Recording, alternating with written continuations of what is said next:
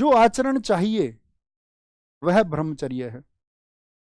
अर्थात परम ज्ञान के लिए जो आचरण चाहिए वह ब्रह्मचर्य है। यानी कि परम ज्ञान के आचरण के लिए भैया चाहिए क्या? परम ज्ञान के आचरण के लिए चाहिए आपको कि सुख का त्याग करना होगा। अब वो नहीं जो तुम समझते हो कंट्रोल ऑन सेक्स इज ब्रह्मचर्य, नहीं। ब्रह्मचर्य का मतलब है कि आप जिस ब्रह्म ज्ञान को पाना चाहते हो उसके बीच में कोई भी सुख, जिस सुख को तुम सुख मानते हो वह नहीं आना चाहिए। फिर चाहे वो संपत्ति का हो, फिर चाहे वह शारीरिक हो, फिर चाहे वह परिवार का हो, वह आपको छोड़ देना।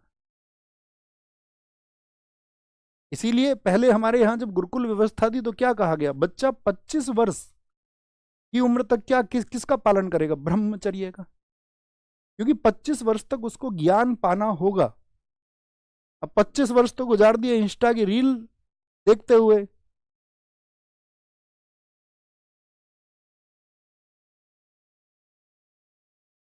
तो ना तो जो त्यागना था वो त्यागा और ना जो प्राप्त करना था वो प्राप्त हुआ। Got it? तो यहां से जब उसने अहिंसा को सीखा तो यहीं पर अकबर, मैंने कहा था उसको शिकार सबसे प्रिय था, उसने शिकार खेलना बंद कर दी। तो कभी भी पूछे अकबर ने किससे मुलाकात के बाद में अपना शिकार खेलना बंद कर दिया था? देखो, व्यक्ति के जीवन में गड़बड़ियां हो सकती हैं। मैं आपको कल बात बताऊंगा, बाजवा बहादुर के लिए वहां पर उसकी स्त्री के लिए कहते अकबर लालायित हो गया था। वो अकबर का शुरुआती जीवन है। लेकिन अकबर का जीवन जैसे जैसे बढ़ा तो उसके मैच्योरिटी लेवल को आप समझो। उसने यहां पर कहा कि जो गाय, समझा उसने यहां पर क्या बोलेंगे, गाय बोलो सॉरी, मांस, मांस खाना उसने बंद कर दिया। और जितने भी भेड़ थी, भेड़, घोड़े, इन सब की हत्या या वध जो थे उसने बंद करवा दिए, मीट खाना बंद कर दिया। लेकिन अकबर देखो यहां पे कैसे चेंज लेकर आ रहा है खुद। उसने कहा मैं 9 महीने मांस नहीं खाऊंगा, 3 महीने खा लूंगा। चेंज कर रहा है खुद को, चेंज।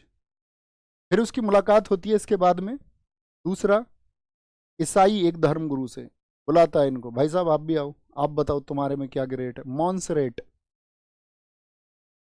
मॉन्सरेट ईसाई मिशनरी था एक।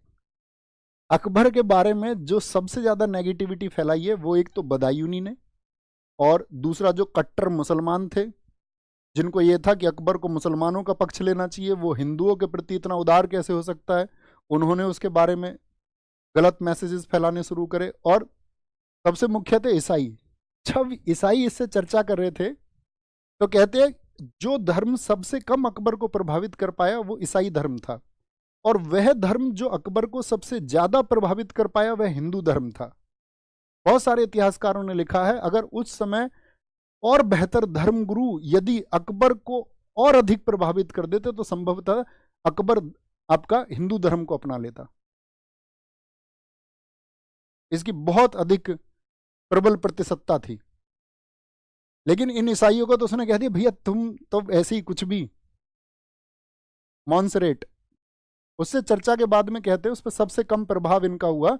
और शुरुआत में ईसाई तो इस बात के लिए गए थे अकबर के पास में कि शायद हिंदुस्तान के बादशाह को हम ईसाई ही बना दें। और अकबर जब किसी से चर्चा करता था तो ऐसे ही करता था वो, वाओ इतना बेहतरीन धर्म। सबको ये लगता था बहुत जल्दी हमारे ही धर्म में आ जाएगा।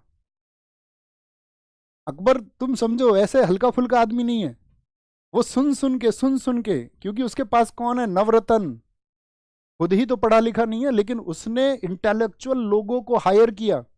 उसने संगति चुनी बौद्धिक लोगों की, बुद्धिमान लोगों की। उसने कह दिया मूर्खों से मेरा कोई वास्ता नहीं है, मूर्ख तो मेरे दरबार में भी नहीं फटकना चाहिए कोई, पास में तो छोड़ो। ईसाई मॉन्सरेट सबसे कम प्रभावित हुआ इससे। हिंदुओं में जो गए थे, हिंदुओं में जो धर्मगुरु गए थे उनका नाम है पुरुषोत्तम दास, बहुत प्रभावित हुआ इनसे। पुरुषोत्तम दास इतना प्रभावित हुआ कि देखो हमारे यहाँ पर पंच तत्व हैं, आप सब जानते होंगे, जिनमें से अग्नि है, आकाश है, वायु है, तो इसने अपने दरबार में 24 घंटे अग्नि जलाने के, जैसे आप जानते होंगे हमारे यहाँ अग्नि का बड़ा अच्छा सिद्धांत है, पूजा होती है, पद्धति होती है, तो जो अग्नि को प्रज्वलित करते हैं, जैसे अभी नवरात्रों में आपने देखा होगा, तो उसने 24 घंटे अपने यहाँ अग्नि प्रज्वलन के आदेश दे दिए। ठीक है, यहीं पर उसने कहते कि पूर्णतया मांसाहार को छोड़ा पुरुषोत्तम दास जी के मिलने के बाद में। यहीं पर उसे एक पारसी व्यक्ति मिले, जिनका नाम है दस्तूर जी राणा या दस्तूर मेहर जी, ये लिखिए दस्तूर मेहर। इनसे इन्होंने सीखा सूर्य नमस्कार, और जितने भी पारसी उत्सव थे उन सब में, यानी कि जो पर्शियन थे आपका त्योहार, उनको शुरू करवाया। हिंदू त्योहारों को इसने, होली, दिवाली, बसंत, खुद जाता था सब में, होली में भी, दिवाली में भी, बसंत में भी। और आजकल क्या है, आजकल तो त्योहार से पहले लोगों को सचेत करना पड़ता है कि कहीं दंगा ना हो जाए, क्योंकि उन्हें पता है ना कि आईक्यू लेवल लोगों का खत्म ही होता जा रहा है। साइंटिफिकली तो बढ़ रहा है, लेकिन स्पिरिचुअली क्या हो रहा है, कम हो रहा है। तो ये उसके सीखने की चीजें, इन सबसे क्वेश्चन पूछे जाते हैं, बहुत क्वेश्चन पूछे जाते हैं कि अकबर ने सूर्य नमस्कार किससे सीखा था, और एक स्टूडेंट को सूर्य नमस्कार करना ही चाहिए, कोई आवश्यकता ही नहीं तुम्हें कहीं तुम फिर जाने की, जिम विम कहीं भी, सूर्य नमस्कार करो, डेली करो। मैंने आपको बताया स्टूडेंट को शरीर के लिए सूर्य नमस्कार, माइंड की अगर मेमोरी आपको बढ़ानी है, बहुत शार्प करना आपको अपने दिमाग को, तो हलासन और वृक्षासन। पैर यहाँ थाई पे ऊपर, एकदम से पैर, एड़ी लगी रहनी चाहिए ऊपर ऐसे, ये करने चाहिए आपको स्टूडेंट्स को। तो दस्तूर मेहर जी ने इसको ये सिखाया। लिखे आगे, बात समझ रहे। अब जैसे मैंने बताया कि उसने जब सब धर्मों से जान लिया, सीख लिया, तो उसकी समझ में एक चीज आई कि यार अपने आप में तो परफेक्ट कोई भी नहीं है, कहीं पे कुछ ना कुछ मतलब अंधविश्वास ने हर जगह जगह बना रखी है। तभी वो सोचता है एक नए रिलीजन के लिए क्यों ना एक नया धर्म स्थापित कर दिया जाए। और जैसे ही 1582 में उसने इबादत खाने को बंद कर दिया, बोला चर्चाएं खत्म, जो जानना था वो जान चुके, अब एक नया धर्म आएगा, दीन इलाही, 1582 सेम ईयर।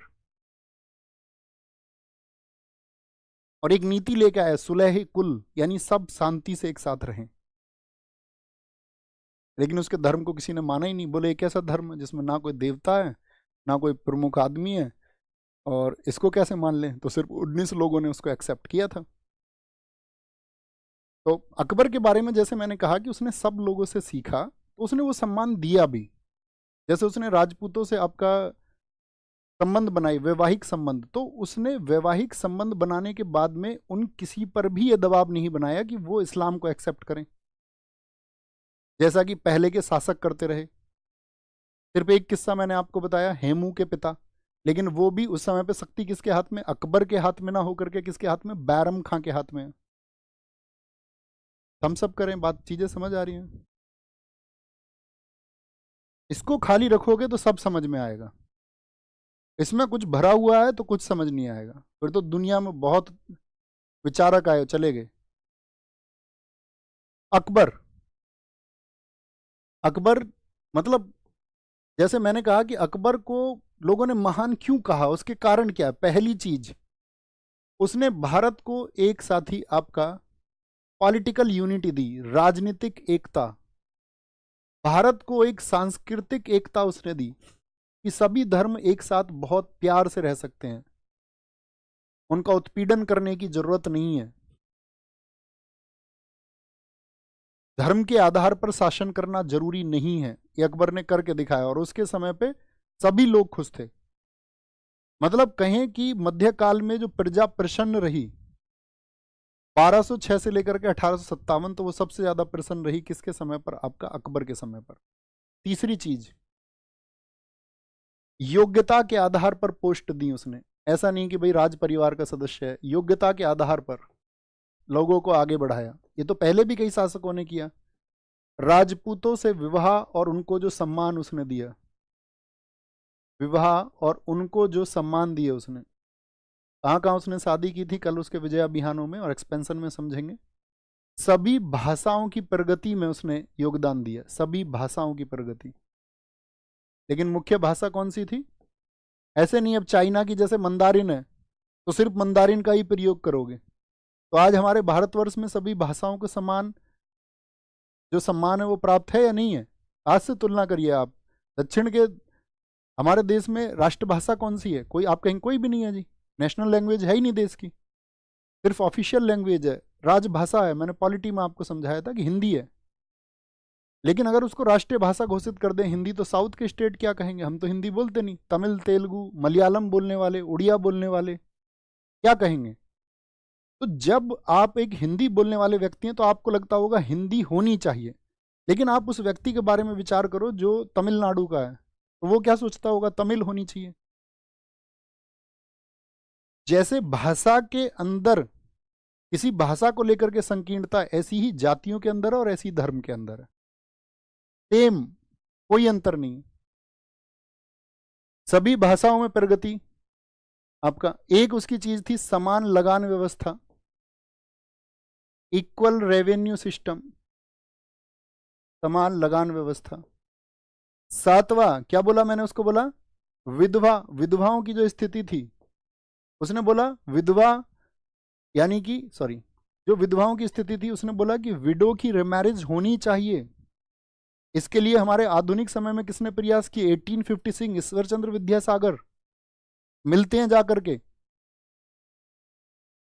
कैनिंग से कि भाई इसको जो है, जो ड्राफ्ट डलहौजी ने बनाया है, इसको इनेक्ट करो, पारित करो इसको। तो जो चीजें आधुनिक समय में हुई उनमें से बहुत सारी चीजों के लिए अकबर ने अपने समय पर प्रयास किए। तो बहुत सारे इतिहासकारों ने उसको लिखा कि अपने समय के सबसे बेहतरीन शासकों में से एक। ये क्लियर है? आगे आएंगे, नोट करना शुरू करें। क्या बोलेंगे? अकबर ने